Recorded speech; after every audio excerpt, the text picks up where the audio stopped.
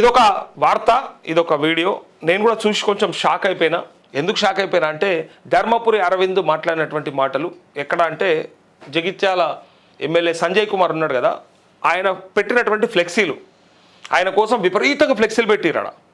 ఆ ఫ్లెక్సీలు పెడితే తను మాట్లాడే మాట, గ్రామ అభివృద్ధికి ఉపయోగించవచ్చు కదా ఈ డబ్బులన్నీ, ఇక ఫ్లెక్సీలకు ఎందుకయా, ఇక ఫ్లెక్సీలకు పెడితే ఏమొస్తుంది, ఎవడు ఏ పార్టీలు ఉన్నాడో ఎవడు ఏ పార్టీ స్లోగన్ ఇస్తున్నాడో కూడా తెలుస్తలేదని విపరీతమైనటువంటి కామెంట్లు చేశాడు ధర్మపురి అరవింద్. అది వింటే అందరూ కూడా అవాక్కైపోతారు. అయితే అక్కడ జగిత్యాల ఎమ్మెల్యే పైన నిజామాబాద్ ఎంపీ ఘాటు వ్యాఖ్యలు అంటూ ఎమ్మెల్యే పళ్ళు రాలగొడతారని ఎంపీ అరవింద్ అన్నాడు. జగిత్యాల ఎమ్మెల్యే సంజయ్ కుమార్ దవడపల్లు రాలగొడతారని నిజామాబాద్ ఎంపీ ధర్మపురి అరవింద్ ఘాటు వ్యాఖ్యలు చేశారు. జగిత్యాల జిల్లా జగిత్యాల రూరల్ మండలం మోరపల్లిలో మంగళవారం ఎంపీ విలేకరుల సమావేశంలో మాట్లాడుతూ జగిత్యాలలో కేంద్రీయ విశ్వవిద్యాలయ స్థలాన్ని ముస్లింలకు ఎమ్మెల్యే అమ్ముకున్నాడని ఆరోపించారు. రాయకల్ మండలం ధర్మాజిపేటలోని ఆయుష్మాన్ ఆరోగ్య మందిర్ ప్రారంభోత్సవంలో ఎంపీ అరవింద్పై ఎమ్మెల్యే సంజయ్ కుమార్ పలు వ్యాఖ్యలు చేశారు. ఎంపీ ధర్మపురి అరవింద్ సభ మర్యాద లేకుండా సభల మధ్యలోంచే వెళ్లడం విడ్డూరంగా ఉందని ఎమ్మెల్యే వ్యాఖ్యానించారు. దీనిపై విలేకరులు అడిగిన ప్రశ్నలకు ఎంపీ ఘాటుగా స్పందించారు. ఎమ్మెల్యే సంజయ్ కుమార్ బీఆర్ఎస్ పార్టీలోనే ఉన్నాను అంటున్నాడని, ఎమ్మెల్యే వెంబడి వచ్చిన కార్యకర్తలు మాత్రం జై కాంగ్రెస్ అంటున్నారని ఎద్దేవా చేశారు. జగిత్యాలలో ఎవరు ఏ పార్టీలో ఉన్నారో తెలియదని దుస్థితి ఏర్పడిందన్నారు. అసలు ఎమ్మెల్యే ఏ పార్టీలో ఉన్నాడో తెలియకనే ధర్మాజిపేట సభ నుంచి వచ్చేశారని ఎంపీ తెలిపారంటూ విపరీతమైనటువంటి వర్గపోరు నడుస్తూ ఉంది. ఆ వర్గం ఈ వర్గం అంటే పార్టీలే వేరు అయినప్పటికీ విపరీతమైనటువంటి గ్యాప్ కనిపిస్తూ ఉంది అక్కడ. దానికి కారణం ఏంటిదంటే ఒకసారి చూస్తే తన ఎంపీ సెగ్మెంట్లో ఉన్నటువంటి కాన్స్టిట్యున్సీస్ ఇవన్నీ కూడా. సో తన ఎంపీ సెగ్మెంట్లో ఉన్నటువంటి కాన్స్టిట్యున్సీస్లో ఇటు పక్క అరవింద్ పైన ప్రతి ఎమ్మెల్యే మాట్లాడుతున్నాడు. ఆ ఏరియాలో ఉన్నటువంటి ప్రతి ఎమ్మెల్యే అరవింద్ పైన విమర్శలు చేస్తూ ఉన్నారు. ఇక దానికి కారణం మనందరికీ ఎరుక. ఇటు పక్క రేవంత్ రెడ్డిని ఏమంటున్నాడు, ఈయన కేసీఆర్ని ఏమంటున్నాడు, ఇవన్నీ కూడా చూస్తున్నాం కదా. అక్కడ ఉన్నటువంటి నాయకులంతా అటు అరవింద్ పైన మాట్లాడుతుంటే అరవింద్ కొంత ఫ్రస్ట్రేషన్లో ఉన్నాడు. ఒకటి కేంద్ర మంత్రి పదవి రాకపోయే, వస్తుందని ఆశపడే, లేదా అట్లీస్ట్ అధ్యక్షునన్ను అయితా అని అనుకున్నాడు రాష్ట్ర పార్టీకి, బీజేపీ శాఖకి. కానీ అది కూడా అయ్యే అవకాశం కనిపిస్తలేదు. కాబట్టి ఇక్కడ ఏమైపోయిందంటే ఆ ఫ్రస్ట్రేషన్లా ఇక ఎవరిని ఏది పడుతుంది అంటుండు, అధికారులను అంటుండు, ఎమ్మెల్యేలను అంటుండు, దవడపల్లు రాలగొడతానన్నాడు. విన్నారా? అప్పుడు కవితను ఇట్లనే అని కవితతో మాటలు పడ్డాడు. ఈయనకు రాజకీయాల్లో కొంత పరిణతి రావాల్సి ఉంటుంది అని చెప్పి చాలామంది మాట్లాడుతుంటారు. ఎందుకంటే తను మాట్లాడే మాటలు, తన బిహేవియర్, తన యాటిట్యూడ్, తన ఆరగెన్స్ అవన్నీ కూడా చాలామంది కొంతమంది అన్న నచ్చినోనికి బ్రహ్మాండం కనిపిస్తుంది, మా అన్న హీరో, మా అన్న అట్లనే ఉండాలి, మా నాయకుడు అట్లే ఉండాలి అని అంటారు. కానీ రేవంత్ రెడ్డి అంటాడు ఓ గుండు ఉంటాడు, ఓ అరగుండు ఉంటాడు, ఓ గుండుగానికి గుజ్జు లేదంటాడు, ఓ అరగుండు సగం మాట్లాడరాదంటాడు అని ఇట్లా ఎవ్వరికి వాళ్ళు ఈ పొట్టోడు అంటాడు, లిల్లి పుట్టు అంటాడు. కాబట్టి ఆయన కూడా గుండు గుజ్జు లేదంటాడు. ఇట్లా ఒకరి మీద ఒకరు కామెంట్ చేసుకుంటా ఉన్నారు.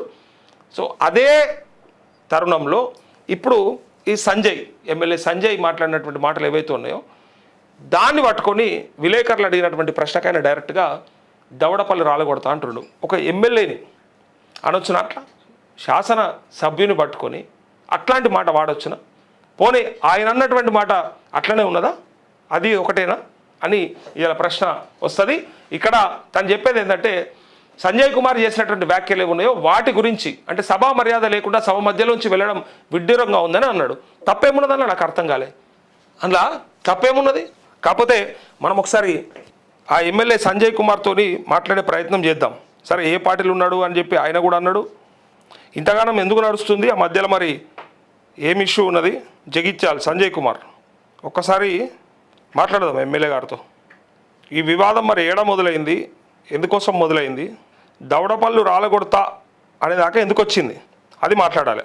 ఎందుకంటే ఇలా పత్రికలకు ఇంత పెద్ద వార్త వచ్చిందంటే లోపల ఇంకెంత నడుస్తుంది.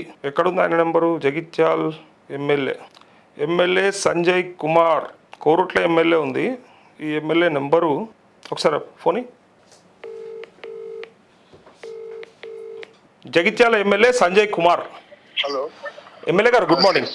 హలో ఎమ్మెల్యే గారు గుడ్ మార్నింగ్. సంజయ్ గారు good morning. Sir, leader TV నుంచి జర్నలిస్ట్ నరేష్ మాట్లాడుతున్నారు. లైవ్లో ఉన్నారు మీరు. Leader TV. Leader TV. ఇక్కడ ఎంపీ గారు మాట్లాడినటువంటి మాటలు ఆంధ్రజ్యోతిలో చాలా పెద్దగా వచ్చింది. దవడపల్లు రాలగొడతా అంటాడేంటి సార్ మిమ్మల్ని? వద్దులేండి, ఎంత తక్కువ మాట్లాడదంతనే. ఒక రాజకీయంలో ఉన్న వాళ్ళం, అర్థమైందా? డెమోక్రటిక్ కంట్రీలో లేని అన్ని ఏదో అన్నమని చెప్పని అట్లా నేను కూడా అదే అడుగుతున్నా, ఒక శాసనసభ్యుడిని పట్టుకొని అట్లా అనడం కరెక్టా? అది మీలాంటి మేధావులు ఖండించాలి, జర్నలిస్టులు మేధావులు డెమోక్రసీలో ఖండించాలి. మీరేమన్నారు మరి అంతగానో మీరేం తిట్టిరా? ఒక డాక్టర్ గా, ఒక లెజిస్లేటర్ గా ఉదయం నుంచి రాత్రి వరకు ప్రజల మధ్య ఉండేవాడిగా ప్రజలు అన్ని గమనిస్తున్నారు. సంజయ్ కుమార్ అనేటువంటి కొత్త కాదు, నా ఆలోచన విధానం ఎట్లుంటది, నా బిహేవియర్ ఎట్లుంటది అందరికి తెలుసు. Thank you. కాదన్న ఒకటే మాట, మీరేమన్నారు మరి ఆయన్ని? మీరు ఫుల్ వీడియో తెప్పించుకొని చూడండి. నేను చూసాను. మేము అలాంటి కించపరిచే మాటలు ఎవరిని కూడా మేము మాట్లాడము. నమస్కారం. ఓకే ఆగంలో ఉన్నట్టుండి పొద్దుగాలనే. సరే, ఇంకొక మాట అడుగుదాం అనుకున్నాను నేను. ఏ పార్టీలో ఎవడున్నాడో, ఎవడు ఏ పార్టీ స్లోగన్ ఇస్తున్నాడో అని అన్నాడు కదా అనే మాటని అడుగుతామనుకున్నా, అడిగే లోపే ఆయన కట్ చేసిండు. సో టెన్షన్లు ఉన్నట్టున్నారు. అయితే తను ఏమంటున్నాడంటే, నేను అన్నదేందో ఒకసారి తెప్పించుకొని చూడండి అంటూ, ఆయన మాట్లాడింది మొత్తం విన్నా, నేను మొత్తం తెలుసు నాకు, కానీ అన్నదేందో అని అడిగితే ఆయన ఏమైనా చెప్తాడేమో అనుకున్నాం. ఓకే, చూద్దాం. లైవ్లో చాలామంది కామెంట్ చేస్తున్నారు. డెఫినెట్గా ఒక డాక్టర్గా, ఒక ఎమ్మెల్యేగా నేనేందో ప్రజలందరికీ తెలుసు. ఆయన మాట్లాడిన మాటలకు అర్థం మీలాంటి వాళ్ళే చెప్పాలి, మీలాంటి వాళ్ళే మాట్లాడాలని అంటూ ఉన్నాడు.